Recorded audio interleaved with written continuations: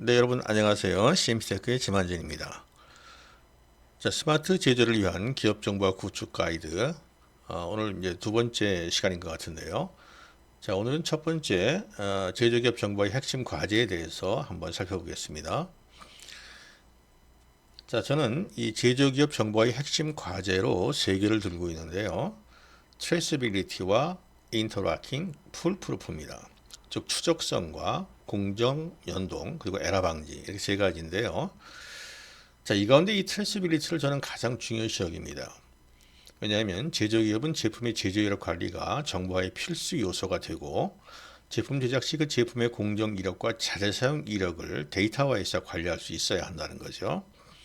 아울러 트레이서빌리티를 구축하는 과정에서 공정 간의 연계 관리 기법이라든지 각종 휴먼 에러를 방지하는 전장 기법이 원활하게 잘 만들어질 수가 있습니다. 자, 트레이서빌리티와 함께 하는 게 좋아요. 그래서 이 세 가지가 제조회사 정보의 핵심 과제다. 저는 그렇게 보고 있습니다. 그러므로 MES를 사용한다면 이와 같이 세 가지 기능을 잘 활용할 수 있어야 한다는 거죠. 그럼 지금부터 이 트레이서빌리티가 어떤 건지 또 어떠한 방법으로 이 트레이서빌리티 데이터를 구축하는지 살펴보겠는데요. 이 트레이서빌리티를 좀 다시 한번 정의를 하자면은 제품의 생산 시점에서 작업자, 공정, 자재 투입 정보가 입력돼요. 여기서 입력된다는 것은 수동 입력이 아니겠죠. 자동으로 입력돼야 되겠죠. 장비에서 자동으로 데이터를 갖고 오거나 뭐 스캐너나 또 이미지 스캐너 뭐 이런 것들을 사용해서 자동으로 입력하는 것을 말합니다. 이렇게 해서 누가 언제 어떤 자재 로트를 투입하여 어느 공정에 어떤 장비로 또 얼마만큼의 시간 동안 작업했는지 이런 모든 제조 과정의 데이터를 추적할 수 있는 그런 기능입니다. 뭐 여기서는 어떤 제품이 검사 공정에서 NG가 났을 때 NG 내역이 뭐고 또 어떻게 수리를 했고 이런 내역까지 다 기록이 되어 있어야만 진정한 트레이서빌리티입니다. 자, 이런 트레이서빌리티는 사후 문제가 되는 제품에 대한 제조 이력이 제품의 시리얼 번호로 조회되어 역추적을 통한 문제 해결의 단서를 쉽게 포착하기 위함이다. 이렇게 얘기하고 있는데요. 네, 그러면은 이러한 트레이서빌리티 데이터는 어떤 방식으로 만들어지는지 실제 공장 현장을 여러분에게 보여드리면서 한번 소개해 보겠습니다. 제조 이력 추적 데이터 입력에 대해서 한번 보겠는데요.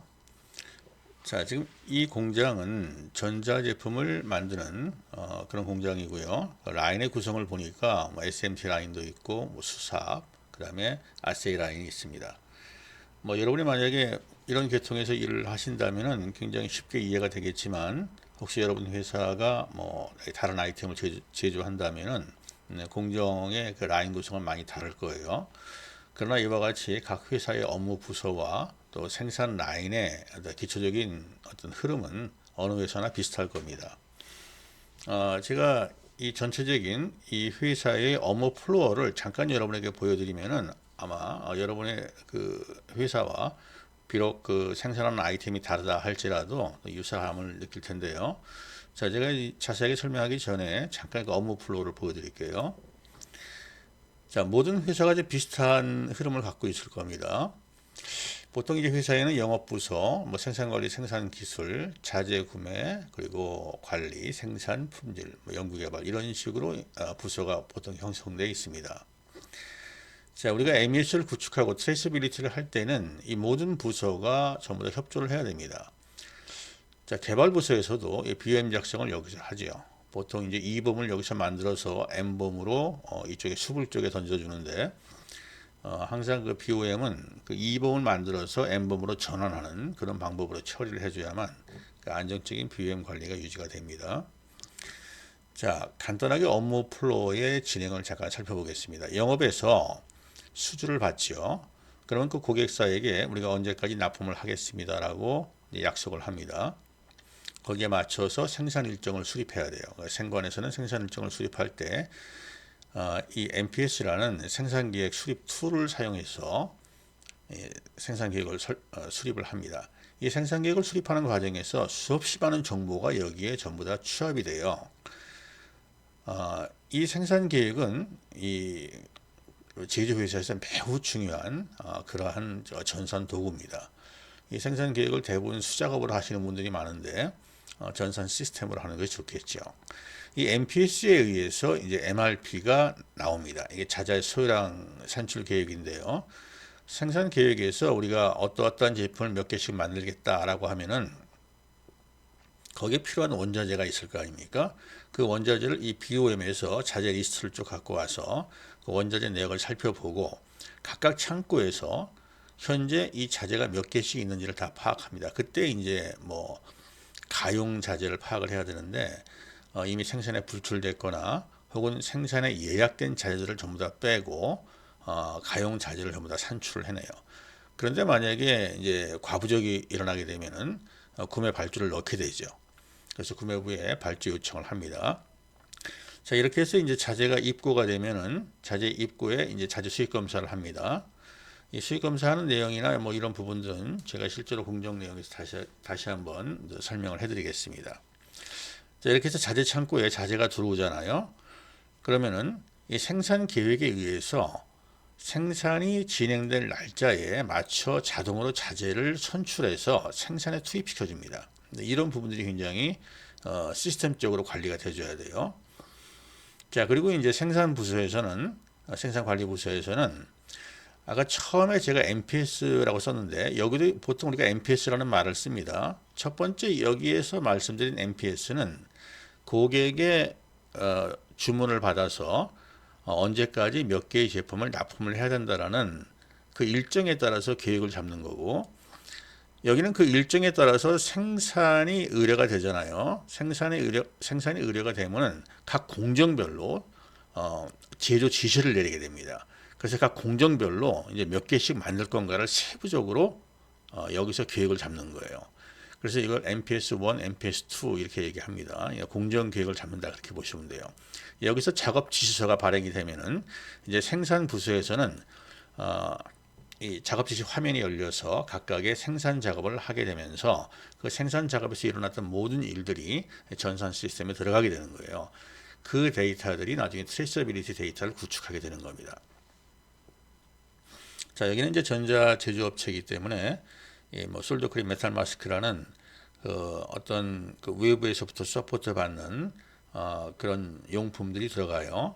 그리고 SMT 공정, 아까 자동화 라인 쪽 제가 한번 보여드렸는데 그 자동화 라인이 있고, 그 다음에 수삽과 조립 라인이 있습니다. 이 라인의 공정을 다 통과하면서 모든 필요한 데이터들이 전부 다 입력이 돼야 돼요. 그리고 검사 공정이 있겠죠. 검사 공정에서 불량이 되면 다시 수리를 하고 공정을 다시 타서 다시 또 검사를 받아서 합격이 돼야만 이제 그 다음 단계로 넘어갑니다. 자, 출하 검사를 통해서 포장 공정이 진행이 되고, 또 포장 검사를 통해서 제품 창고에 이제 완성된 제품이 입고가 되고, 그리고 제품 출하가 일어나는 겁니다. 자, 이와 같은 이 제조 업무의 플로어는 모든 업체들이 유사합니다. 단지 공정 내용만 좀 다를 뿐이에요.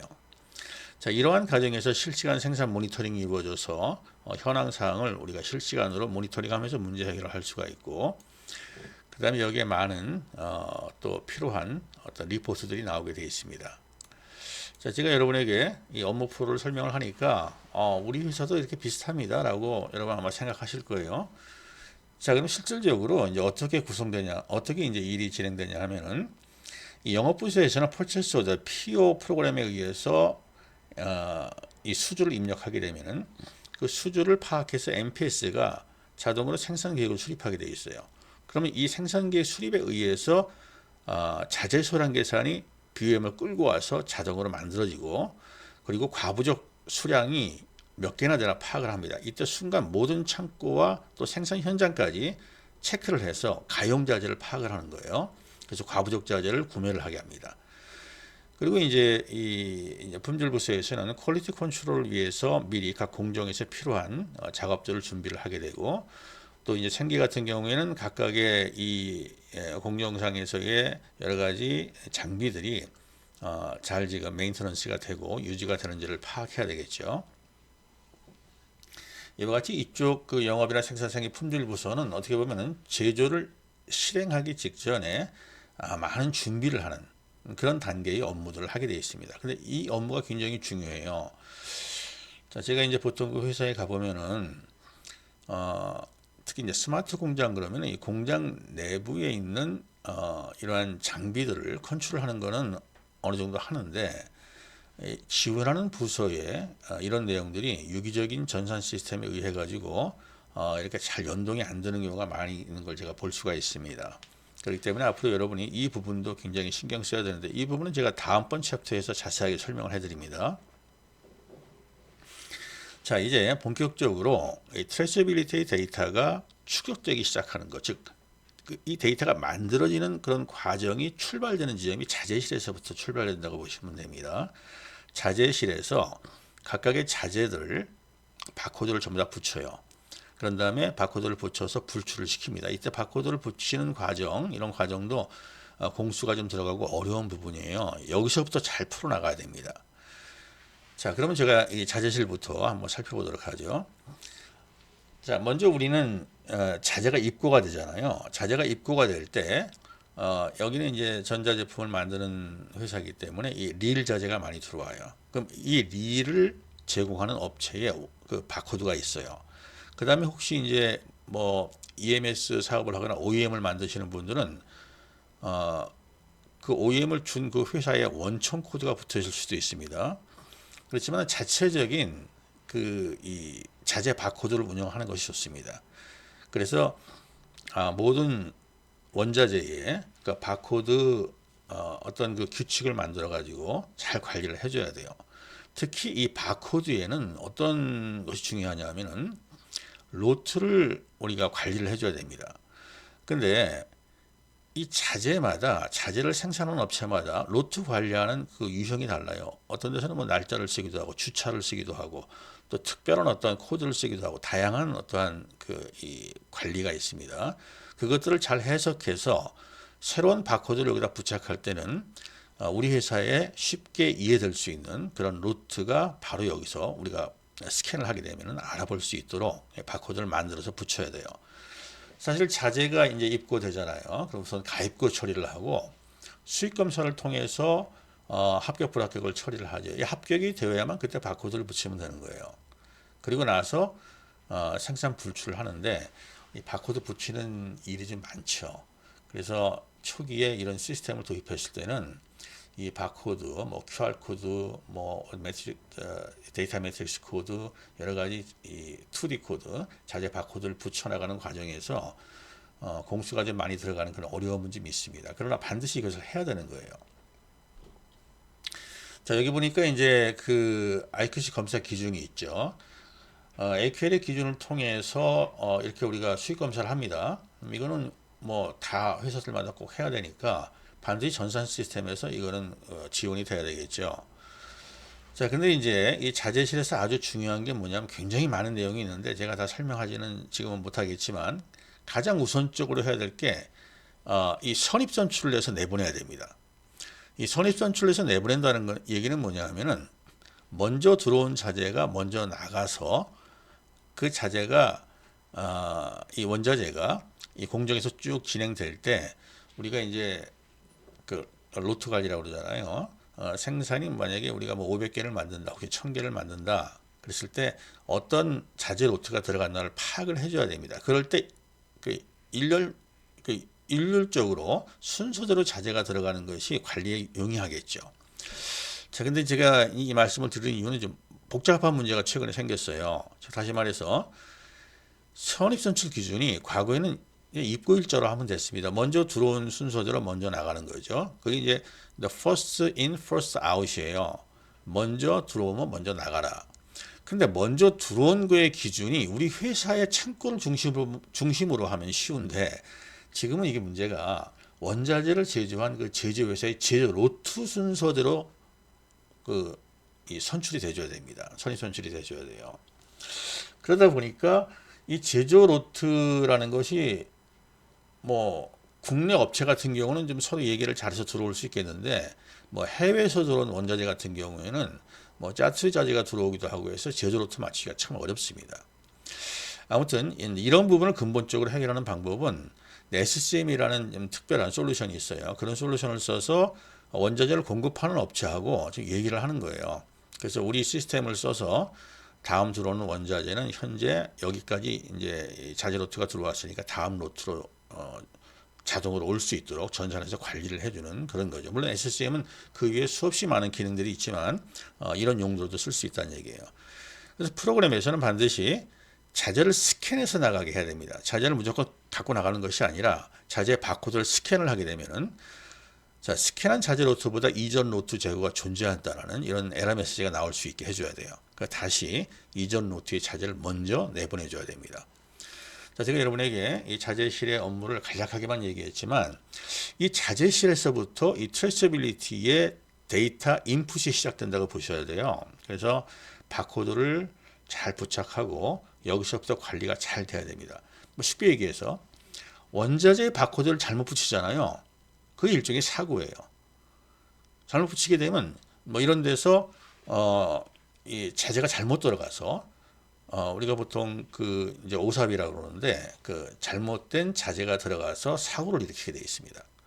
그래서 반드시 자재 바코드를 잘 붙여줘야 되고 어떤 녀석은 심지어 이 자재 바코드를 잘 못 붙였을 경우를 대비해서 원천 코드와 자신의 바코드를 다시 한번 이렇게 크로스 체크하면서 내보내는 그런 정도의 그 작업을 하는 그런 자재실도 있습니다. 아무튼 여러분 이 자재실의 업무가 이 트레이서빌리티 특히 MES를 시작하는 데서 제일 먼저 겪는 어려움이에요. 이 부분을 잘 극복해 줘야 됩니다. 자, 아무튼 자재실에서 자재가 나가요. 그럼 지금부터 이제 여러분에게 각 공정마다 어떠한 작업을 하고 어떻게 데이터가 인풋되는지 제가 설명을 하기 위해서 먼저 여러분이 이 전자 제조업체의 공정 라인이 어떤 것인가를 잠깐 좀 이해를 해야 됩니다. 물론 이 SMT 공정을 갖고 있는 회사는 너무 쉽게 이해를 하겠지만 그렇지 못하신 다른 어떤 아이템을 제조하는 업체를 위해서 제가 간략하게 한번 설명을 먼저 하겠습니다.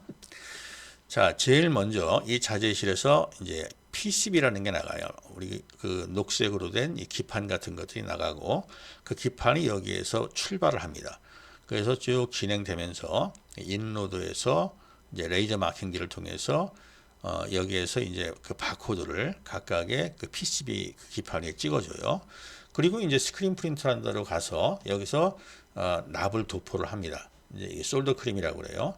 그리고 메탈 마스크를 통해서 납을 도포를 하고 그런 다음에 이 SPI에서 납 도포가 잘 돼 있나를 확인하는 거예요. 미리 여러분 그 이 PCB에는 회로도가 그려져 있잖아요. 그 회로도에 맞춰 가지고 메탈 마스크가 마치 우리가 어떤 그 과거에 등사로 이렇게 그 인쇄를 하는 것처럼 스크린 프린터를 통해 가지고 납을 그 회로 그 사이에다 쭉 도포를 하는 그런 과정이 스크린 프린터의 과정이고 매우 중요한 과정이에요. 이 공정에서는. 그리고 그것이 잘 됐나를 확인하는 것이 이제 SPI 검사 공정입니다. 자, 이것이 되면 그 위에다가 계속 전자제품 소자를 마운팅 한다고 그래요. 꽂아 놓습니다. 그래서 이제 추 마운트라는 것이 있고 뭐 멀티 마운트라는 것이 있어서 이런 마운트를 통해서 수십 개, 수백 개의 자재들이 자동으로 삽입이 되는 겁니다. 그래서 우리가 자삽이라는 말을 써요. 그리고 이것이 끝나면은 뭐 중간에 여기서 잘 됐나 검사를 하고 리플로에 들어가는 경우가 있는데 대부분 이제 검사가 끝나고 AOI 장비에서 검사를 하죠. 이 리플로는 열을 가해서 납을 이렇게 납땜을 시켜주는 뭐 그런 장비라고 보시면 됩니다. 굉장히 중요한 장비예요. 자, 이렇게 해서 이제 이 SMT 공정이 쭉 끝난다는 얘기는 PCB에 전자제품, 전자부품의 소재들이 다 탑재되는 그런 공정이라고 보시면 됩니다. 이것이 쭉 만들어져서 일로 빠져나와요.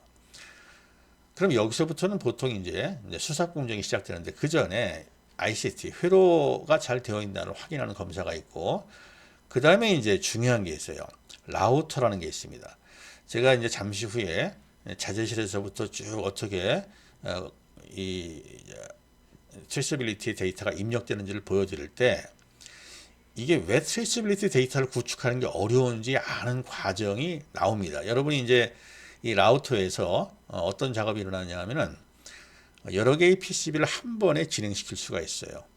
여러 개의 PCB라는 거는 우리가 얼레이를 말하는데 이 PCB가 한 번에 진행이 될 때 똑같은 PCB를 여러 개를 겹쳐갖고 한 번에 공정을 진행을 시켜요. 효율성을 위해서. 그런데 그것이 이제 제품을 만들기 위해서 여기서 다 잘려서 나갑니다. 그걸 라우팅이라고 그래요. 자, 이제 이럴 때 코드 매칭이 들어간다는 얘기예요. 지금은 잘 이해가 안 되더라도 잠시 후에 제가 자세하게 그 화면을 여러분에게 보여드리면서 설명을 하겠습니다. 그 다음에 웨이브 솔더라든지 이런 거를 거쳐서 인서트라는 과정이 있는데 이걸 수삽이라고 합니다. 사람이 직접 전자 부품들을 삽입을 하는 거예요. 이렇게 자동으로 할 수 없는 것들을 수동으로 한다. 그렇게 보시면 됩니다. 그리고 이렇게 유관 검사라든지 또 여러 가지 인스펙션을 거쳐서 수삽이 끝나면은 그 다음에 코팅도 하고 그리고 이제 조립 라인을 거칩니다. 조립 라인에서는 사람들이 앉아서 뭐 케이스도 조립하고 뭐 여러 가지 우리가 어떤 코드도 연결하고 많은 작업들을 하는 그런 과정이에요. 그리고 아세이가 잘 되어 있는지 조립이 잘 되어 있는지 검사를 하고 최종적으로 이제 EOL 검사라는 것을 하면은 제품이 완성됩니다. 자, 우리가 만약에 이제 내비게이션을 만든다 그러면은 뭐 블랙박스를 만든다 그러면 여기서 블랙박스가 안에 있는 PCB가 쭉 만들어지고 여기서는 그 블랙박스 PCB에 뭐 쉴드 캔을 씌운다든지 아니면 어떠한 그 특정한 그 부품들을 삽입한다든지 하는 그런 공정들이 쭉 이어지고 여기서는 최종적으로 그 블랙박스의 외관을 전부 다 씌우고 여러 가지 이제 그 전선 같은 것도 연결하고 최종적으로 그 검사를 하는 거죠. 작동이 잘 되는지.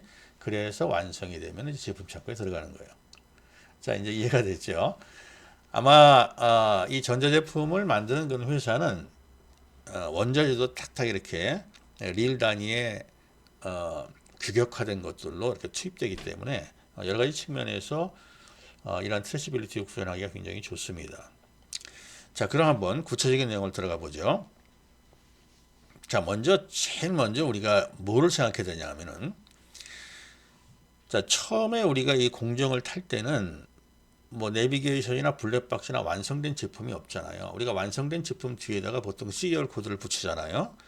그러면 시리얼 코드가 없는데 어떻게 이 제품 하나하나마다 각각 공정에서 어떠한 사건들이 일어났다. 또 어떠한 그 원자재가 사용됐고 그 로트는 뭐다. 이런 데이터를 다 어떻게 입력을 할까요? 그렇게 하기 위해서 메인 원자재, 즉 출발이 되는 원자재 중에 메인 자재 하나를 선정을 합니다. 이거는 회사마다 다른데 전자제품 같은 경우는 SMT에서 PCB가 가장 이제 핵심으로 스타트되기 때문에 이 PCB에다가 프로세스 바코드를 붙여줍니다. 자, 여기서 저희가 말하는 이 프로세스 바코드나 코드 매칭이나 또 키코드 이런 개념들이 나오는데 이건 전부 다 저희 회사가 제시하는 그런 기법들이에요. 물론 다른 회사는 다른 방법을 할지 모르겠는데 이 프로세스 코드라는 건 뭐냐면 아직 제품이 만들어지기 전에 공정을 쭉 탈 거 아닙니까? 공정을 쭉 타는 과정에서 어떤 메인 제품의 데이터를 전부 다 이렇게 연결시키기 위해서 프로세스 코드라는 거를 가상으로 임의로 만드는 겁니다. 그래서 나중에 이 프로세스 코드가 코드 매칭을 통해서 최종적으로 CL 코드하고 연결이 돼요. 그런 과정을 여러분에게 보여드리려고 지금 제가 이 화면을 연 겁니다. 자, 이 화면에서는 처음에 인로딩이 되면서 레이저 마킹기에 의해서 이런 바코드들이 전부 다 찍혀요. 근데 여기는 굉장히 안에 보면 격자로 돼가지고 많은 PCB들이 있죠. 여기는 PCB가 4개인데 이걸 잘 보세요, 여러분. PCB가 4개인데 여기 보면 이 테두리가 있어요. 이걸 가이드라고 합니다. 그리고 똑같은 PCB가 4개가 있어요. 이건 PCB를 설계할 때 이렇게 하는 겁니다. 왜 이렇게 하냐면은 이 SMT 공정을 쭉 지날 때 작은 걸로 계속 이렇게 내보내면 비효율적이에요. 그래서 어느 정도 크기를 만들어서 이 안에 뭐 4개면 4개, 2개면 2개, 뭐 10개면 10개 이런 PCB 똑같은 것들을 이렇게 붙여서 한 번에 공정 이동을 시킵니다. 이런 걸 이제 얼레이라고 그래요. 여기서는. 그럴 때 SMT 공정에서는 4개가 한 번에 이동하기 때문에 이 4개의 바코드를 찍을 필요는 없어요. 물론 이제 레이저 마킹기에서 미리 찍어두지만 이때 가이드 바코드 하나만 가지고 운영을 하는 겁니다. 자, 지금 제가 여기까지 말씀을 드리고 그 다음에 이제 실질적인 내용에 들어가서 또 설명을 할게요. 자, 지금 제가 설명했던 이 내용 기억하세요. 프로세스 코드를 이 PCB 가이드에 붙인다. 그 다음에 각각의 PCB에다가 레이저 마킹기에서 바코드를 미리 찍어둔다. 혹은 바코드를 이때 당시 못 찍을 수도 있어요. 뭐 뒤에 가서 찍으면 뒤에서 또 연동을 시키면 됩니다. 어쨌든 이런 이 방법으로 진행을 한다는 얘기예요. 자, 이렇게 되면은 이제 아까 제가 설명드렸던 이 4개가 들어가 있는 어레이 PCB가 이 공정을 쭉 탄다는 얘기예요. 처음에 이제 그 인로드에서 들어가는 과정이고 레이저 마킹기에서 바코드가 찍히고 이 가이드 바코드에다가 프로세스 코드를 찍은 다음에 가이드에다 이제 스크린 프린터에 들어가고 SPI 공정을 탈 때 SPI에서 만약에 NG가 일어나게 되면은 그 가이드 바코드를 클릭을 해서 NG가 난 부분들에 대해서 처리할 수 있도록 여기서 이제 경고를 주게 돼 있죠. 자, 이 과정에서 보면은 그럼 레이저 마킹기에서 바코드를 어떻게 찍을까요? 물론 레이저 마킹기 자체가 바코드를 찍는 그런 기능이 다 있습니다. 혹은 이제 레이저 마킹기가 없는 경우에 인로딩을 하는 과정에서 여기서 스티커 같은 바코드를 붙이는 경우도 있어요. 근데 지금 이제 레이저 마킹기를 많이 쓰죠. 이 레이저 마킹기는 MES와 연결되어 있습니다. 연결되어 있어야 돼요. MES 서버에 이 레이저 마킹기가 연결이 돼서 레이저 마킹기에다가 MES에서는 어떤 명령을 하고 레이저 마킹기의 결과값들을 MES가 또 저장을 합니다. 그래서 여기에 붙이는 바코드들은 다 유니크해야 돼요. 그래야만 우리가 관리가 되겠죠. 다 번호가 다릅니다. 또 마찬가지로 프로세서도 마찬가지고 프로세서 바코드도 마찬가지고 이런 바코드에 대한 정보를 MES가 갖고 있는 거예요. 그래서 MES가 명령을 내립니다. 이렇게 바코드를 찍어라. 그럼 레이저 마킹기가 바코드를 찍습니다. 이래서 서로 MES와 이 장비가 통신을 한다는 얘기예요. 이 통신하는 방법이 PC 베이스인 경우에는 보통 TCP/IP 소켓 통신을 많이 써요. 근데 보통 여러분 PLC라고 들어봤을 거예요. PLC 같은 경우는 PLC 통신을 하는데 효율적인 통신을 위해서 OPC 서버를 써서 통신을 합니다. 이제 이런 부분은 제가 전문적인 분야는 뒤에서 한번 이런 분야에 관심 있는 분들을 위해서 한번 설명을 해드리겠습니다. 자, 지금 이와 같은 방법으로 장비와 MES 서버가 통신을 하면서 이 데이터를 축적을 하고 또 명령을 주고 그런 것들을 저장을 하는 거예요. 자, 이렇게 해서 이제 처음에 바코드가 찍혀지고 스크린 프린터 공정을 지나는데 이 스크린 프린터라는 게 뭐냐면요. 프린터 한다는 얘기 아니에요. 그지? 프린터처럼 마치 우리가 과거에 그 등사 잉크로다가 무슨 시험지나 이런 것들을 이렇게 밀어가지고 프린트를 한 적이 있어요. 그것처럼 어떤 롤러 같은 게 힘을 줘서 이렇게 밀어내면은 메탈 마스크를 이렇게 눌러가지고 밀어내면은 거기에 PCB 회로가 있습니다. PCB가 회로도예요. 그 PCB 회로도에 납이 도포가 되는 거예요. 그 납을 솔더 크림이라고 합니다. 그래서 이 스크린 프린터 같은 장비는 외부에서 그런 특별한 어떤 자재나 또 장치들이 공급이 돼야 돼요. 근데 이 트레이서빌리티에서는 이런 거를 굉장히 중요시 여깁니다. 왜냐하면 외부에서 들어오는 어떤 이 서포트되는 부품들이나 이 장비들이 그때 당시에 어떤 로트고 또 어떠한 방법으로 지원이 됐는지를 다 알고 있어야 됩니다. 그래야만 나중에 문제가 생겼을 때 추적을 할 수가 있거든요. 자, 이제 이 개념을 잘 모르시는 분들이라도 제가 잠깐 설명을 한번 해볼 테니까 들어보세요. 자, 여러분이 이제 볼 때 이 솔더 크림이라는 거는 납이에요. 납이 이렇게 있는데 그 납을 냉장고에서 꺼내 가지고 이런 과정을 거치게 만듭니다. 즉 솔더 크림이 출고를 시켜요. 솔더 크림 이게 굉장히 중요하기 때문에 이런 관리 프로그램을 쓰는 겁니다. 솔더 크림이 몇 날 몇 시에 출고가 됐고 이것이 이제 냉장고에 있었기 때문에 상온에서 방치를 시켜줍니다. 녹이기 위해서. 그래서 상온 방치 시간을 잘 지켜줘야 되고 그 다음에 교반을 해요. 교반을 하고 그리고 이제 개봉을 합니다. 교반은 이제 흔들어 주는 거예요. 그리고 개봉을 하고 나서 이 점도라는 게 있어요. 이 솔더의 점도가 어떻게 되나 측정을 합니다. 이런 측정 값들이 다 OK가 돼야 돼요.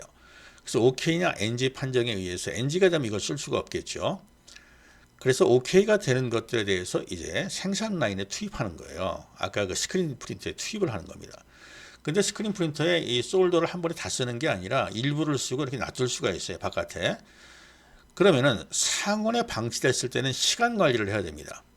그래서 상온에서 뭐 11시간 이상 솔더 크림이 방치가 됐기 때문에 확인하고 처리를 하세요라는 메시지를 주게 돼 있어요. 이게 굉장히 중요한 하나의 과정이에요. 왜냐하면 이거를 하지 않으면 품질에 큰 문제가 많이 생깁니다.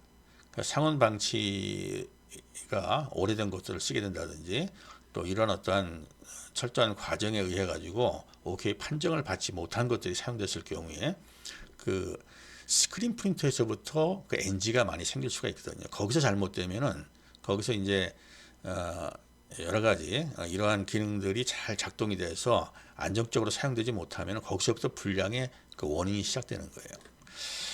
자, 그 다음에 이제 제가 이 솔더 크림에 대해서 얘기를 했고, 이 메탈 마스크는 마치 우리가 그 인쇄를 하는 그 원판처럼 돼 있어서 그 회로도가 거의 그려져 있어요. 근데 그것도 관리를 잘해야 됩니다. 사용 횟수가 있고, 그래서 메탈 마스크를 등록해서 다 바코드 라벨을 다 붙여가지고 반출하고 입고하는 과정을 다 관리를 해야 됩니다. 그런데 이제 여러분이 이 프로그램들을 보면은 이렇게 큰 화면이 있고 이렇게 작은 화면이 있어요. 이 작은 화면은 뭐냐면은 현장에서 우리가 이제 작업을 할 때는 뭐 PC를 이렇게 계속 볼 수가 없잖아요. 그래서 들고 다니는 PC라고 할 수 있죠. PDA라는 게 있습니다. 이 PDA를 주로 많이 써요. PDA는 그 화면이 마치 우리가 갖고 있는 그 스마트폰처럼 돼 있고 그 앞에는 그 바코드를 찍을 수 있는 그런 장치가 되어 있어요. 그래서 이 건 모양, 총 모양의 손잡이가 있어서 그걸 딱 이렇게 마치 트리거를 딱 당기게 되면은 바코드가 탁탁 찍힙니다. 그러면서 관리를 해나가는 거예요. 그래서 메탈 마스크를 반출할 때는 메탈 마스크에 그 바코드를 탁 찍어줍니다. 그러면 이제 메탈 마스크의 누적 횟수가 몇 회를 초과했기 때문에 새로운 메탈 마스크를 준비하라고 그래요. 이 메탈 마스크 횟수 초과가 되면은 이 솔더 크림을 도포하는 데 문제가 생깁니다.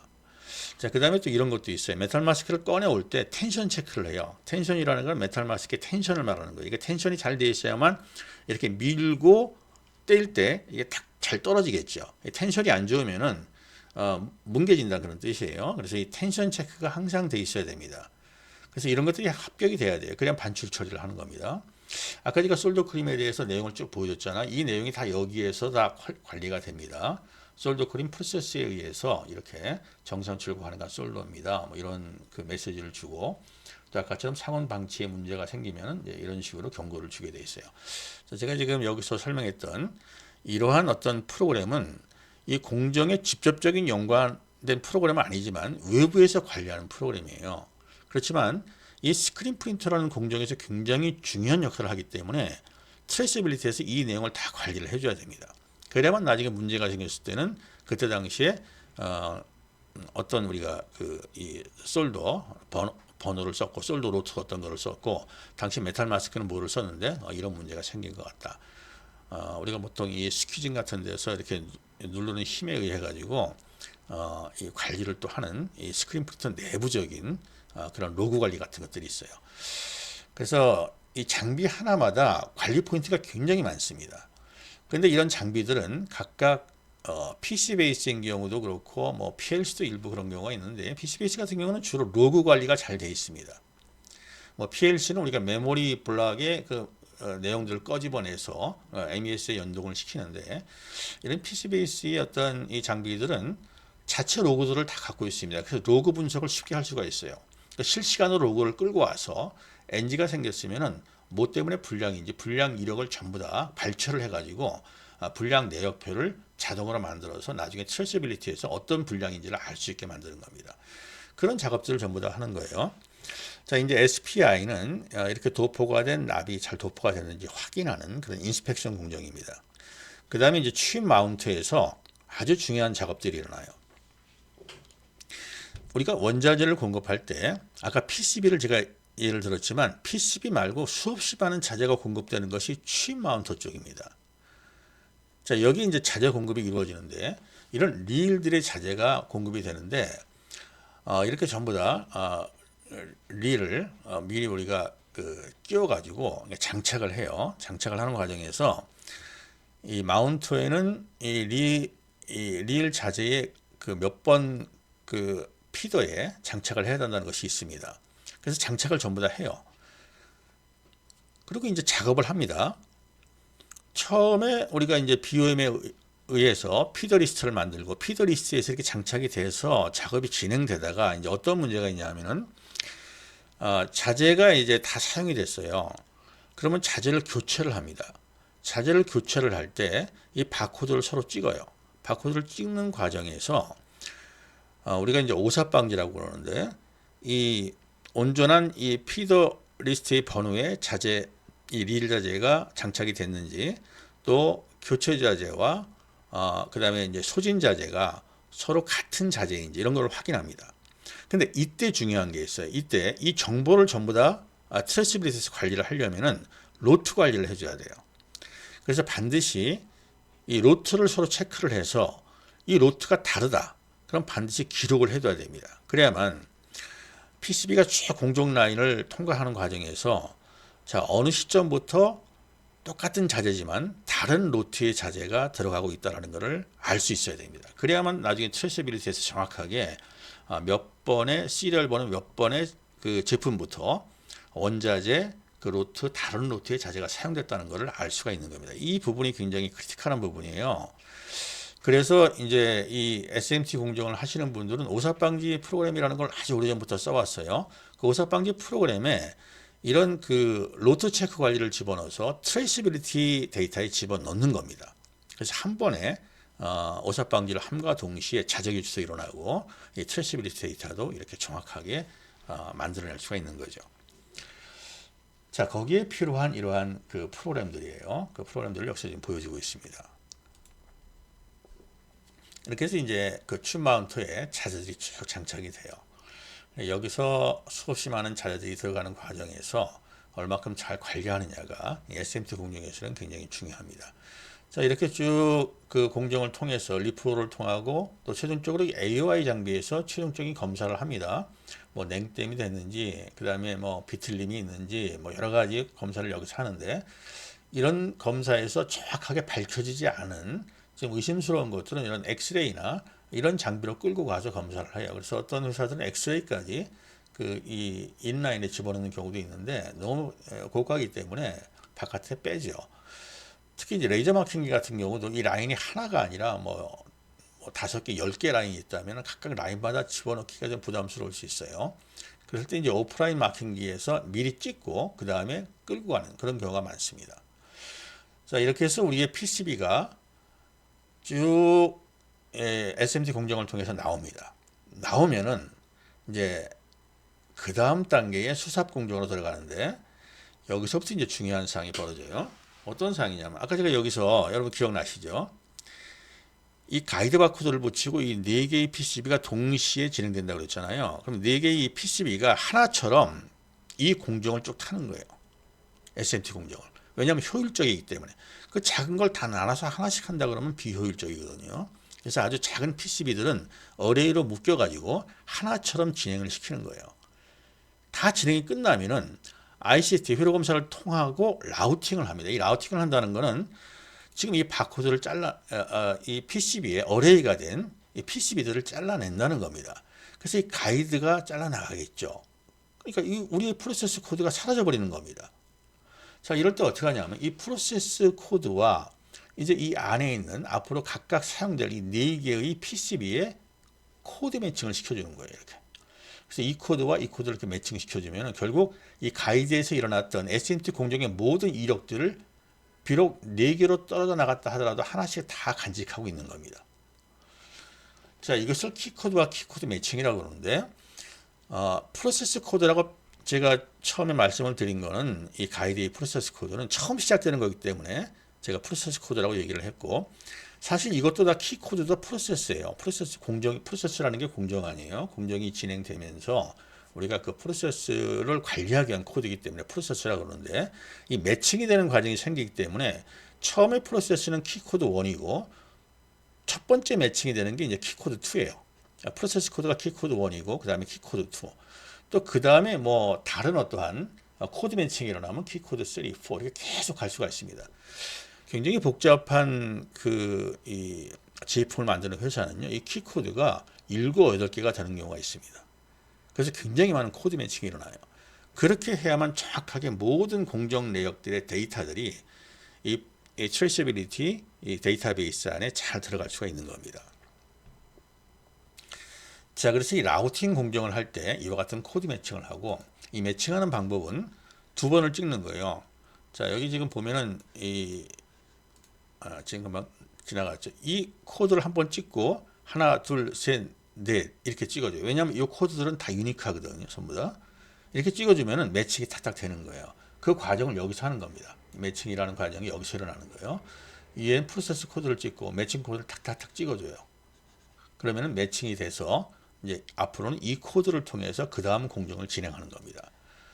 자, 그렇게 했을 때 이제 나중에 이 중간에 검사가 다 가능합니다. 이 트레이서빌리티라는 거는 완성된 제품만 하는 것이 아니라 공정 과정에서 바코드만 딱 찍게 되면은 현재 이 제품이 어떤 상태에 있다라는 걸 다 알 수가 있어요. 그래서 이와 같이 이 트레이서빌리티 이 조회 화면을 통해서 우리가 검사를 할 수 있는데, 이 트레이서빌리티 화면은 제가 나중에 한번 그 체계적으로 설명을 해드리겠습니다.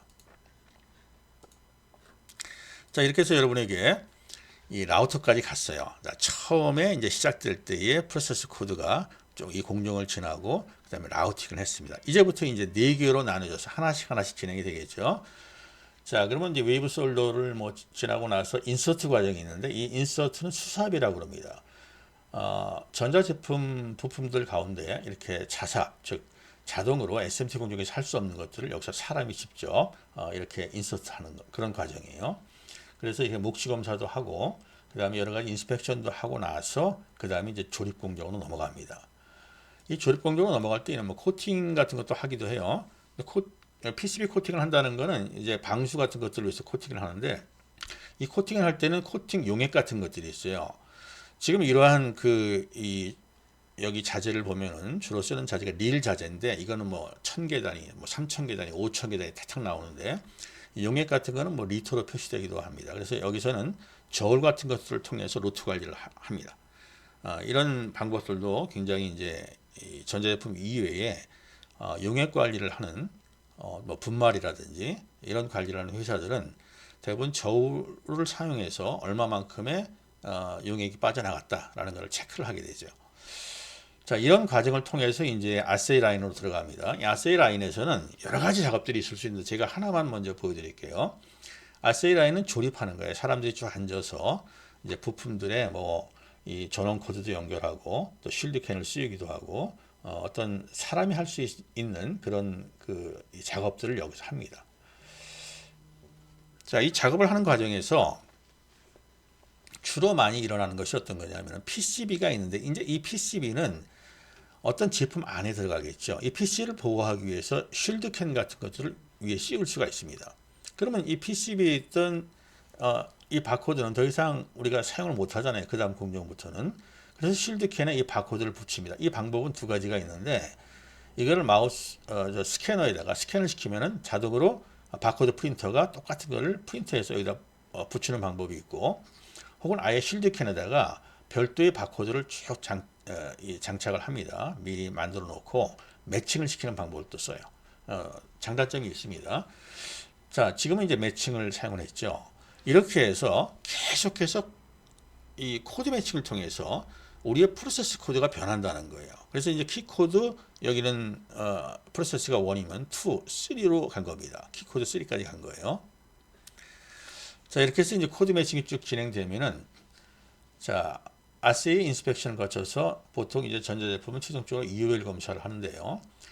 최종 검사를 하게 되면 이제 제품 창고로 들어가죠. 이 최종 검사를 하는 과정에서 검사가 통과가 되면은 그때 보통 시리얼 코드를 빼내잖아요. 시리얼 코드는 일렬 번호이기 때문에 혹시 여기서 이제 NG가 난 경우에는 시리얼 코드를 미리 붙여놓으면 또 안 되기 때문에, 이런 경우에는 대부분 바코드 프린터를 옆에 두고 여기서 검사를 해서 MES가 오케이 그러면은 자동으로 바코드 라벨을 딱 출력해 버립니다. 그리고 바코드 라벨이 여기 딱 붙죠. 이런 방식을 쓰기도 합니다. 자, 이제 이러한 어떠한 그 바코드를 붙이고 서로 키 코드를 연결하고 최종적으로 이 시리얼 코드와 매칭하는 이런 일련의 과정은 회사마다 너무 달라요. 방법론이 많이 있습니다. 그렇기 때문에 전문 컨설턴트와 또 이 전산 전문가가 잘 논의를 해서 최적한 그런 코드 매칭 기법을 통해서 이 트레이서빌리티 데이터를 만들어내야 됩니다. 특히 이제 이런 경우도 있어요. 이렇게 일일이 바코드를 못 붙이는 아주 작은 이런 부품들이 있습니다. 이런 부품들은 아까 예를 들어서 가이드에서 뭐 한 10개, 20개의 아주 작은 PCB들이 붙어 있어요. 그거를 라우팅을 해버리면은 거기다 일일이 바코드를 붙이기가 힘들다는 얘기죠. 그랬을 때는 이 트레이에다가 뭐 10개 단위, 20개 단위를 전부 다 집어넣은 다음에 트레이 바코드를 사용합니다. 그래서 이것이 한 번에 이동시켜줘야 돼요.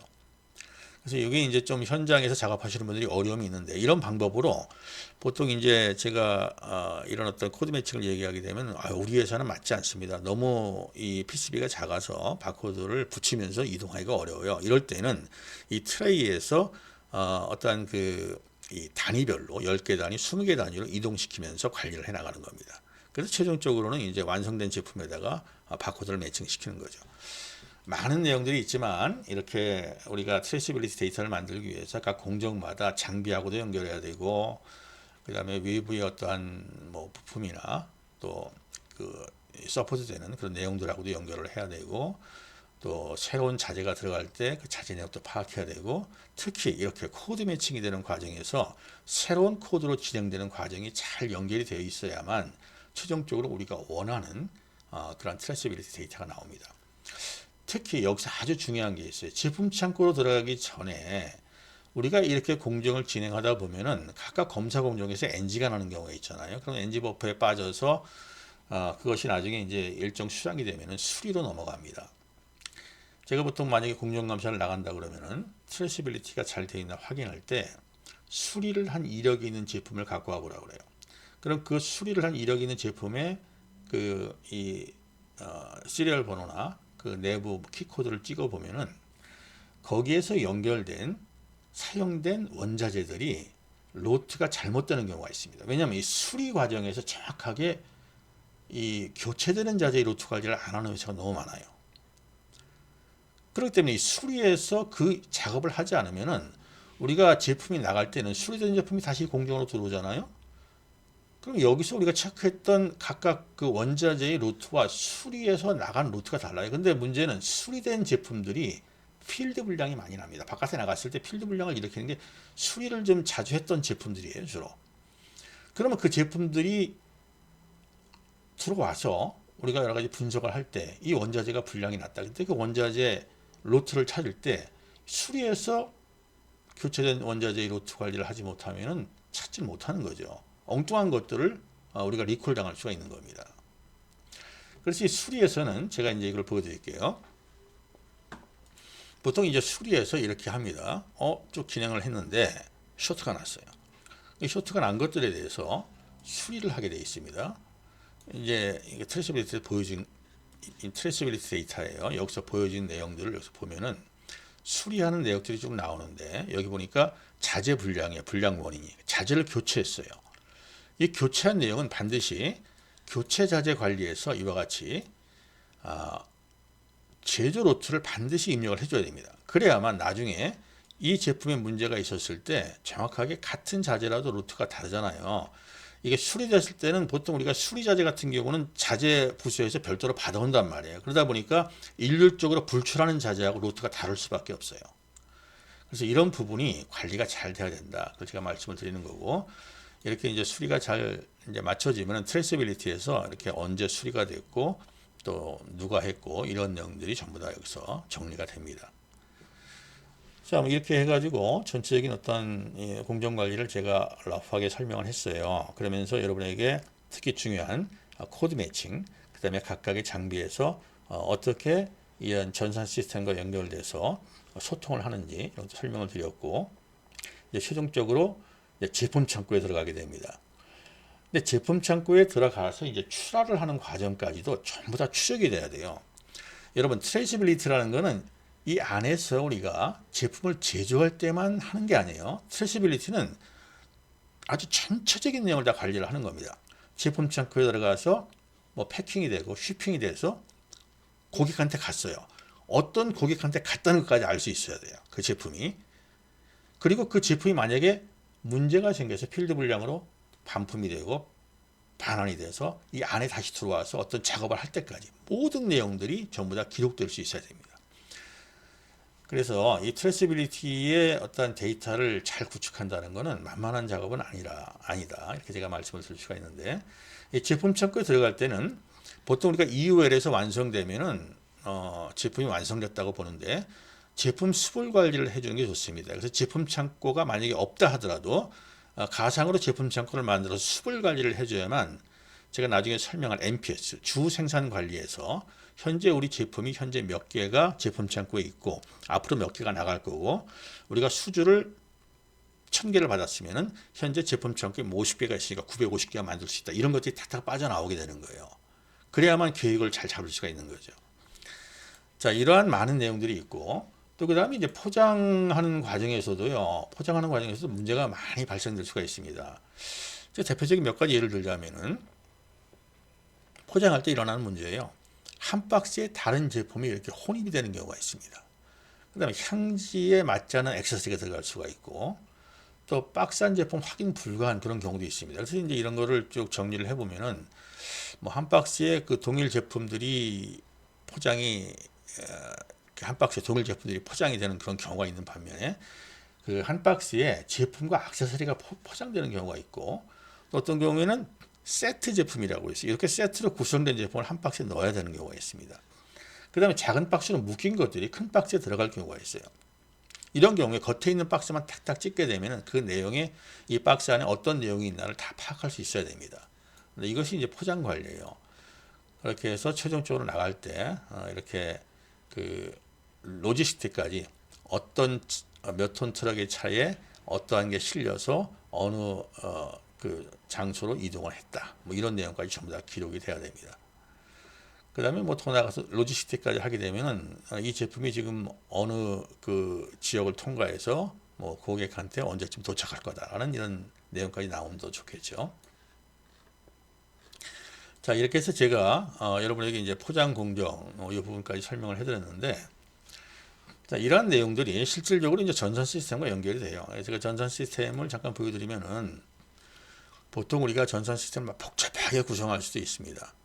뭐 서버도 웹 서버, 뭐 DB 서버, 어플리케이션 서버 뭐 이런 걸 써서 여러 개의 서버를 써서 우리가 관리를 하는데 우선 중요한 거는 공장의 생산 라인과 외부하고의 이 그 연결이 없어야 돼요. 공장은 공장 내부망으로만 연결돼야 됩니다. 즉 이더넷으로 내부 서버하고만 연결돼 있어야 되고 외부 인터넷은 별도의 기법으로 그 이중망을 써가지고 연결시켜주는 게 좋습니다. 그래야만 이 안에 장비들이 다 이렇게 MES 서버하고 연동이 되거든요. 그 장비에 어떤 문제가 생겨버리면 큰일 나거든요. 특히 장비 가운데 굉장히 고가 장비들이 있어요. 이런 SMT 장비도 물론 뭐 싼 건 아니지만 정말 아파트 한 채 값에 엄청난 그 이 장비들이 많이 있습니다. 그런 장비들의 외부에서 잘못된 뭐 바이러스나 이런 게 침투돼 버리면 굉장히 곤란해져요. 그래서 완전히 단절시키면서 내부 네트워크를 해줘야 됩니다. 그래서 그런 네트워크 구성이 잘 돼서 각각의 서버들과 연결이 잘 돼야 되고요. 이 서버의 구성 방법은 뭐 이렇게 여러 개의 서버를 쓰지 않고 하나의 서버에서 우리가 이제 가상 서버를 내부적으로 구축해서 하는 방법이 있어요. 그리고 이제 이런 경우는 이제 시스템 구성인데 저희 회사는 이렇게 멀티 티어 방식을 씁니다. 그래서 백핸드와 미들 티어가 있고 우리가 이제 클라이언트가 있어요. 그래서 중간에 이제 미들 티어 쪽에서는 비즈니스 룰을 여기서 구사를 하고 스몰 데이터베이스도 여기서 만들어서 속도를 높여줍니다. 여기 DB 구조가 있고 그 다음에 뭐 ISAP나 CGI를 써서 이런 어떤 그 연결을 웹과 연결을 시키는 방법, 그 다음에 이제 버추얼 머신, 가상 머신 같은 것을 써서 직접 그 이 클라이언트에서 들어가게 하는 뭐 다양한 그런 기법들이 있는데요. 뭐 이런 부분들은 나중에 제가 한번 이런 데 관심 있는 전문 분야에 일하시는 분들을 위해서 저희 회사는 이렇게 합니다라고 한번 보여줄 수가 있겠습니다. 자, 이렇게 해서 제가 이제 전반적인 내용을 설명해 드렸는데 어떤 데이터가 나오는지 한번 볼게요. 가장 간단한 것부터 먼저 보여드리겠습니다. 트레이서빌리티의 데이터가 축적이 되면은 우선 간단하게 이런 게 나온다는 얘기예요.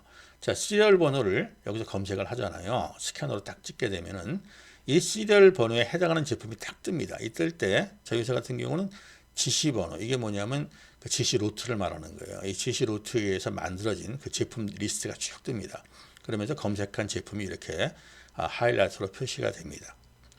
표시가 됨과 동시에 이 제품이 최종적으로 만들어졌던 공정이 있어요. 공정이라는 것은 아까 SMT 공정, 뭐 수삭 공정, 조립 공정, 그 다음에 회사마다 여러 개의 공정들이 있잖아요. 최종적인 공정이 나오는데 이 최종적인 공정은 3개밖에 없네요. 펌웨어 설치했고, 최종 검사했고, 포장했습니다. 그런데 이 펌웨어 설치를 클릭하면은 옆에 보면은 이 펌웨어 설치에 해당하는 그 내용이 나오는데 이 펌웨어 설치는 여기다 했다는 얘기예요. 즉 블랙박스 채널 아세이에다 했다는 얘기입니다. 근데 이걸 잘 보니까 이거는 중간 자재예요. 중간 모듈과 같은 자재입니다. 그래서 이 자재 내용을 우리가 클릭하면은 이 자재는 또 어떤 공정으로 만들어졌나를 확인해 볼 수가 있어요. 자, 이렇게 제가 지금 블랙박스 여기 공정이 이제 클릭하니까 나왔죠. 여기는 서브 조립을 했고 기능 검사를 했고 하우징 조립과 기능 검사 2를 했습니다. 그러면서 여기서 사용됐던 자재가 나와요. 파워 케이블이 있고 PCB 아세이가 있네요. 이 PCB 아세이는 아까 설명했던 S&T 공정에서 만들어졌던 거예요. 굉장히 많은 자재가 여기에 이제 그 마운팅이 됐겠죠. 그래서 요거를 클릭하게 되면 그 다음에 이제 자재 내용 요게 나옵니다. PCB 아세이죠. PCB 아세이는 SPI, 뭐 AOI, 아까 SPI 제가 설명했죠. 1, 2차가 나오는데 이 1차, 2차는 뭐냐면 탑, 바텀을 말하는 거예요. 탑면에 부품 소자를 마운팅하고 또 나중에 이제 뒤집어서 바텀면도 하는 그런 경우가 많이 있습니다. 그 내용을 보여주는 거예요. 그리고 이제 ICC도 하고 부품 수납도 하고 라우팅을 했다는 얘기가 나오잖아요. 그러면서 이 작업자가 오토로 되어 있는 거는 장비가 한 거고 여기는 이제 사람이 장비와 함께 하거나 사람이 직접 했거나 하는 내용들은 여기 이제 작업자들의 이름이 나옵니다. 이때 이제 불량이 났을 때는 불량이 이렇게 빠져나오죠. 자, 그러면 AOI 장비를 했을 때는 이와 같은 자재들이 사용됐다는 자재 이력들이 쭉 빠져나옵니다. 이렇게 처음에 공정 내역, 자재 1, 자재 2, 뭐 자재 3, 자재 4 쭉 나올 수가 있는 겁니다. 자, 제가 여러분에게 여기까지 보여드렸는데 이제 이런 것도 있어요. 만약에 불량이 났습니다. 기능 검사를 했는데 음원 불량이 났어요. 이제 수리를 했다고 나오잖아요. 자, 그 내용을 보면은 기능 검사에서 불량이 난 게 뭔가 보려면은 음원 불량, 그다음에 이거는 이제 작업 불량이고 조립 불량이었다. 그래서 누가 조립 불량을 했나? 원자재가 아니라 사람이 했으니까 어떤 사람이 어떻게 작업을 했나를 볼 수 있어야 돼요. 그래서 이사원이라는 분이 작업 시간이 이때 시작해서 이때 끝났어요. 기능 검사를 했는데 작업 시간은 이거 분입니다. 99개를 했는데 하나 불량을 일으켰다. 그 다음 이 시간에는 20개를 했는데 49개 작업 시간 49분을 했는데 뭐 20개에는 문제가 없었고 불량이 하나도 없네요. 자, 이런 식으로 데이터를 전부 다 확인해서 볼 수 있는데 이것만 볼 수 있는 것이 아니라 자, 우리가 이제 아주 중요한 걸 하나 말씀드릴게요. 이 트레이시빌리티 가운데 중요한 게 뭐냐면은 자, 여기서 우리가 그 작업을 하다가 불량이 났는데 수리를 하다 보니까 원자재 불량이 났어요. 대체 자재를 썼는데 그 대체 자재가 불량을 일으켰습니다. 예를 들어서. 근데 그 자재를 쓰면 안 돼요. 그러면 순간 그 메시지를 던져줘야 됩니다. 자재실부터 던져줘요. 그 자재가 불출되지 않게 브라킹을 걸어줘야 돼요. 여기에. 즉 지금 트레이시빌리티를 하면서 공정 컨트롤을 하고 그 다음에 우리가 좀 안정적으로 사전에 문제를 방어하는 그러한 루틴들을 트레이시빌리티를 하는 과정에서 만들어낼 수가 있다는 얘기죠. 그래서 이 자재실에서 자재 브라킹을 걸어주고 또 생산에 불출된 자재들은 여기서 이제 진행이 되는 과정에서 MES가 그걸 다 걸러냅니다. 그리고 이미 필드로 나갔어요. 출하가 돼서. 그러면은 리콜을 전부 다 시킬 수 있어야 됩니다. 정확하게 시리얼 번호 몇 번부터 몇 번까지 리콜하세요. 그런 것들이 순식간에 이루어져야 돼요. 그래서 이제 물론 이제 필드에서 불량이 된 게 들어왔을 때는 뭐 우리가 쉽게 처리할 수 있지만 하다 보니까 우리가 수리하는 과정인 어떤 과정에서 불량을 미리 발견할 수도 있잖아요. 그래서 선제 조치를 취할 수 있다는 얘기입니다. 이거 이외에 굉장히 많은 내용이 있는데 제가 이제 이 트레이시빌리티가 어떤 건지 한번 정리해서 여러분에게 설명하는 시간을 갖겠습니다. 자, 제조 이력 추적에 대해서 제가 처음에 이러이러한 내용 언제 누가 어떤 자재를 투입해서 뭐 얼마만큼 시간 동안 작업했나를 쭉 말씀을 드렸는데 제가 한번 전체적으로 요약해서 여러분에게 한 말씀을 드려보겠습니다. 이 트레이시빌리티가 뭐냐? 왜 중요한가? 자, 제조업에서 트레이시빌리티, 추적성의 필요성과 전산 시스템 요구사항을 잠깐 보겠습니다. 트레이시빌리티 필요성, 제조업에서 제품의 원자재, 생산 과정, 유통 과정 등을 추적할 수 있도록 하는 기능이다. 이렇게 얘기하고 있죠. 다음과 같은 이유로 중요합니다. 품질 관리 때문에 중요한 거예요. 퀄리티 컨트롤, 불량 제품의 원인을 신속히 파악해서 품질 문제를 해결할 수 있어요. 트레이시빌리티에서. 그 다음에 제품의 생산 이력과 공정을 관리해서 일관된 품질을 유지할 수 있다. 또 이 리콜이라는 게 굉장히 중요해요. 만약에 이 트레이시빌리티를 잘 하게 되면 보험에 들어드는 겁니다. 엄청나게 큰 보험에 들어드는 거예요. 만약에 문제가 생겼을 때 우리가 이 범위를 리콜 범위를 정확하게 특정하지 못하면 엄청난 제품을 리콜 받아야 됩니다. 굉장히 중요한 문제예요. 또 비용적으로도 엄청난 비용을 대가를 치러야 돼요. 그러나 트레이시빌리티를 잘 만들어 두면은 리콜 대응 및 또 법적 규제 준수를 잘 할 수가 있는 겁니다. 불량 제품이나 결함이 발생했을 때 해당 제품을 신속하게 회수할 수가 있는 거예요. 정확하게 시리얼 번호 몇 번부터 몇 번까지가 어떤 작업자의 문제다, 어떤 원자재의 문제다라는 걸 특정할 수 있기 때문에 빨리 회수할 수가 있는 거죠. 특히 이제 식품, 의약품, 자동차, 전자기기 등 규제 산업에서 법적 요구사항 준수에 굉장히 필요한 겁니다. 자, 그 다음에 원자재 및 생산 공정의 최적화를 할 수가 있는 거예요. 원자재 출처와 사용 이력을 추적해서 생산 공정을 최적화하는 그런 기능이 여기 있는 거예요. 생산 비용을 절감할 수가 있습니다. 또 불량률 감소에 절대적으로 기여를 합니다. 또 이러한 트레이시빌리티의 그 데이터 확보 과정에서 우리는 고객의 신뢰를 확보할 수가 있습니다. 제품의 생산 이력과 품질 보증을 통해 고객의 신뢰도를 향상하죠. 여러분, 품질 관리와 품질 보증은 좀 다른 컨셉으로 우리가 봐야 되는데, 품질 보증 활동은 굉장히 범위가 넓습니다. 이 품질 관리 퀄리티 컨트롤은 공정에서만 잘하면 되잖아요. 근데 품질 보증은 고객과의 상대가 중요한데, 고객의 신뢰를 먼저 확보를 해야 돼요. 제일 좋은 게 뭡니까? 트레이시빌리티 데이터를 보여주면 최고예요. 고객이 정말 만족합니다. 그러니까 품질 보증을 지금 하시는 분들은 우리 회사의 트레이시빌리티 데이터가 제대로 안 나온다, 무조건 트레이시빌리티를 구축해야 됩니다. 특히 이제 이 트레이시빌리티는 전자제품이나 이런 제조업에서 시작된 것이 아니라, 사실은 이 트레이시빌리티는 뭐 그 의약제품, 특히 어떤 식품 이런 데서부터 출발된 거예요. 인증 이런 것들을 위해서 이제 필수인데, 지금은 이제 이런 제조업에 트레이시빌리티가 들어와 가지고 제조업에서도 아주 정교한 그런 제조 이력 데이터들을 관리하게 되는 거죠. 또 이 트레이시빌리티는 효율적인 공급망 관리가 이루어집니다. 우리가 이제 SCM이라는 게 이 서플라이 체인 매니지먼트인데, 원자재에서 최종 소비자까지 전체 흐름을 파악해서 물류 및 재고 관리를 최적화할 수 있는 겁니다. 또 공급망 내에 문제 발생 시에 신속한 대응이 가능한 거예요. 다시 한번 이제 트레이시빌리티 기능을 사용해야 되는 이유는 실시간 데이터를 제공합니다. 생산 이력이나 제품 정보 등을 실시간으로 확인할 수가 있는 거예요. 또 자동화된 문제 해결, 즉 문제가 발생됐을 때 원인 추적과 대응이 빨라요. 이걸 자동화시킬 수가 있습니다. 그래서 굉장히 빠른 대응이 가능하다는 거고, 당연히 생산성 향상이 일어납니다. 불량률이 감소가 되고, 또 효율적인 자원 배분을 통해서 생산성을 향상시킵니다. 또 아까 제가 이제 그 저번 그 영상에서 말씀을 드렸는데, 프로덕트 라이어빌리티라는 제조물 그 법에 의해서 어떤 규제 준수를 하는 데 있어서도 굉장히 도움이 되고, 법적 리스크를 최소화할 수 있는 거예요. 트레이시빌리티가. 그래서 사용하는 겁니다. 자, 트레이시빌리티를 사용하기엔 전산 시스템은 제가 얘기했잖아요. ERP, MES, SCM 핵심이라고. 그리고 PLM을 사용할 수가 있는데, 이 PLM의 조금 작은 개념이 PDM입니다. 이 PLM은 프로덕트 라이프 사이클 매니지먼트라고 해서 제품 개발부터 폐기까지의 전 과정을 관리하는 건데, 이게 엄청나게 큰 솔루션이에요. 그래서 좀 중견기업 이상 대기업에서는 가능한데, 중소기업에서는 제가 이제 PDM만 하세요, 이렇게 말씀을 많이 드립니다. 이 세 가지는 꼭 필요합니다. 또 SCM이 필요한 업체들도 굉장히 많아요. 그 다음에 중요한 것이 바코드나 QR코드, RFID 이런 시스템을 갖춰야 돼요. 뭐 바코드만 써도 되는데, 이 바코드에는 또 종류가 여러 가지가 있어요. 매트릭스가 있고, 뭐 QR코드가 있고, 2D 바코드가 있고, 또 바코드를 쓰기 어려운 이런 부분에서는 RFID를 써가지고 컨트롤할 수가 있습니다.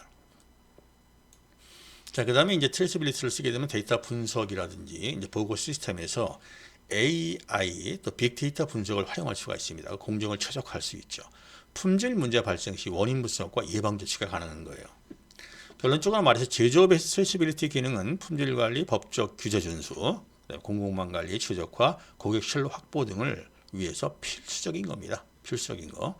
이를 구현하기 위해서는 ERP, MES, SCM 등의 전산 시스템이 필요하며, 바코드, 뭐 RFID 이런 기술과 데이터 분석 등으로 활용해서 최적의 생산 및 물류 관리를 수행해야 됩니다. 이렇게 얘기했는데, 저희 회사에서 이와 같은 ERP, MES, SCM 모듈을 통합적으로 제공해요. 근데 앞으로는 이렇게 된다고 저는 봅니다. 왜냐하면 뒤에 제가 설명하겠지만, 이게 전산 회사들이 어떤 상품화예요, 이것들이. 그리고 역사적으로 봤을 땐 ERP는 굉장히 오래전부터 스타트가 됐고, ERP에서 안 됐던 부분들을 MES에서 실시간으로 관리를 하고, 또 아까 말씀드렸던 이 공급망 관리를 체계적으로 하기 위해서 SCM이라는 이 기법이 도입된 겁니다. 사실 이와 같은 기본적인 어떤 그 모듈들은 ERP가 원래 있었어요. 그러나 ERP로 잘 안 되니까 이런 새로운 시스템이 나온 겁니다. 자, 이렇게 해서 제가 여러분에게 그 설명을 좀 했네요. 지주 이력 추적, 즉 트레이서빌리티에 대해서 여러분에게 충분히 설명이 됐나 모르겠습니다. 자, 이제 다음 시간에는 제가 이제 1번을 했어요. 근데 그 1번 과제에서 중요한 내용들이 트레이서빌리티인데 여기서 제가 지금 생각이 잠깐 났는데 이 인터랙팅과 풀프루프를 잠깐 설명을 좀 해드릴게요. 왜냐하면 이 트레이서빌리티를 하는 데서 아까 제가 많은 그런 내용들을 보여줬잖아요. 장점들. 근데 이 트레이서빌리티를 구현하는 과정에서 인터랙팅은 아주 쉽게 됩니다. 인터랙팅이라는 공정 연동이다 이렇게 얘기할 수가 있는데 공정이라는 게 쭉 있잖아요. 우리가 제품 공정도에 의해 가지고 제품이 진행이 되는데 제품의 생산 순서를 정확하게 연동하기 위해 뭐 잘못된 순서, 부적합한 것이 진입하는 것을 근본적으로 차단하는 것이 공정 연동 컨트롤이에요. 이건 우리가 아까 라인에서 쭉 봤잖아요. 그 라인의 순서대로 잘 진행이 돼야 되는데 이전 공정을 누락하고 1번에서 2번을 건너뛰고 3번으로 가게 되면 NG가 바로 빠져나와야 되고 불량 제품이 투입됐는데 불량이 판정이 됐는데 다음 공정 진행이 되면 안 되겠죠. 또 똑같은 공정을 또 반복시키면 안 되겠죠. 이런 여러 가지 공정에 대한 정상적인 어떤 흐름을 방해하는 그런 요소들을 미리 차단해서 문제를 해결해 나가는 사전에 조치를 취하는 그런 내용들이고 저희는 이와 같은 프로그램을 통해서 뭐 불량품이 들어왔다, 공정 오류다 이런 것들을 이 프로그램에서 탁탁탁 보여줍니다. 이 화면에서. 자, 이것이 이제 여러분 그 인터랙팅이라는 거고요. 이 공정 연동 컨트롤은 어떻게 보면은 그렇게 어려운 부분은 없어요. 근데 이 풀프루프는 좀 복잡합니다. 왜냐하면 회사마다 제품을 만드는 방법론이 많이 다르기 때문에 사람이 어떤 작업을 할 때 문제를 일으킬 수가 있어요. 이걸 휴먼 에러라고 합니다. 보통 우리가 이 풀프루프는 뭐 여러 가지 상황에서 대비를 해야 되는데 보통 우리가 뭐 잘 하다가도 피곤할 때 실수할 수가 있잖아요. 또 이제 중요한 거는 중소기업 같은 경우에는 이 공정에서 사람이 일을 하는데 어떤 특별한 공정에서는 그 공정을 잘 아는 교육받은 사람들이 그 일을 해야 되는데 뭐 갑자기 사람이 교체된다든지 다른 사람으로 대체됐을 때 교육을 잘 안 받은 사람들이 했을 때는 에러가 생길 수 있잖아요. 그러니까 전산에서 미리 막아버리는 거예요. 그런 에러를. 그거를 이제 풀프루프라고 그래요. 바보라도 실수하지 않고 잘 처리되도록 한다는 의미가 있는 거예요. 사람의 실수로 인해 생기는 문제를 근본적으로 차단하는 장치와 에러를 방지하는 작업 논리라는 거예요. 이 작업 논리라는 게 좀 어려운 말 중에 하나인데 우리가 작업을 할 때 A, B, C 순서로 작업을 해야 되는데 자기도 모르게 A, C, B로 할 수도 있잖아요. 이런 걸 못하게 만드는 거예요. 전산에서 미리 커버를 해주는 겁니다. 그런 공정 솔루션을 개발하는 것을 말합니다. 그런데 이것도 중요한데 저는 이 스마트 워크를 굉장히 중요하게 여깁니다. 즉 공정에서 일하시는 분들이 자기 공정을 잘 숙달할 수 있도록 교육하는 게 필요하고 공정이 투입될 때는 자기 사본을 바코드화 시켜서 반드시 스캐너로 찍고 시작하게 합니다. 그래야만 공정 화면이 열리고 시작을 하게 되는데 그때 그 공정에 친숙하지 못하다든지 교육을 받지 않으신 분들은 이 브라킹이 걸려서 그 작업을 할 수 없게 만들어야 됩니다. 그렇게 하지 않으면은 완벽한 어떠한 공정관리가 이루어질 수가 없어요. 그래서 스마트 워크를 만드는 게 중요하다는 얘기예요. 스마트 팩토리만 신경 쓰지 말고 스마트 워크를 신경 쓰라는 얘기입니다. 제가 우스갯소리로 스마트 팩토리에는 바보만 있습니까? 이런 말을 많이 써요. 바보라도 실수하지 않게 완벽하게 만드는 게 스마트 팩토리인데 사실은 거기에 플러스 알파가 되는 게 스마트 워크도 만들어야 된다는 그런 얘기입니다. 여기 보면은 검사를 진행하는데 이전 공정 확인하세요. 이전 공정이 안 된 것들을 지금 하면 안 됩니다. 아까 이제 공정 연동과도 마찬가지인데 이 풀프로프도 이런 내용들이 들어갈 수가 있고 또 바코드가 일치하지 않고 검사한 제품과 스캔한 제품이 일치하지 않습니다. 뭐 이런 내용도 빠져나와요. 우리가 바코드를 찍고 검사를 해야 되는데 바코드를 찍고 다른 제품을 넣고 검사를 하고 또 바깥에서 이 바코드를 붙이려고 그러면은 이와 같이 잘못된 바코드 스캔이라고 메시지를 띄워주는 그런 방법을 이제 풀프루프의 하나의 예제라고 볼 수 있는데 사실은 굉장히 복잡한 내용들이 많이 있어요. 근데 이런 부분들이 잘 처리돼야 되기 때문에 이 공정을 잘 아는 컨설턴트 그 다음에 프로그램을 잘하는 이 프로그래머가 하나가 돼서 만들어야 되는데 둘 다 잘할 수 있는 사람이 이 작업을 하면 정말 잘하겠죠. 자, 이렇게 해서 제가 여러분에게 이제 1번을 전부 다 설명을 해드렸습니다. 시간이 많이 지나서 2번은 다음 시간에 할 텐데요. 2번도 굉장히 중요합니다.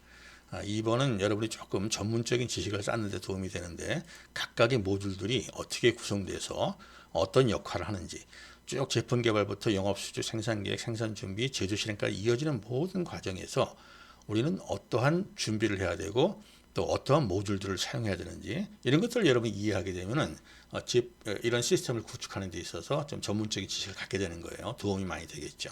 자, 다음 시간에는 여러분 이 부분에 대해서 여러분에게 강의를 하겠습니다. 여러분 수고했습니다. 감사합니다.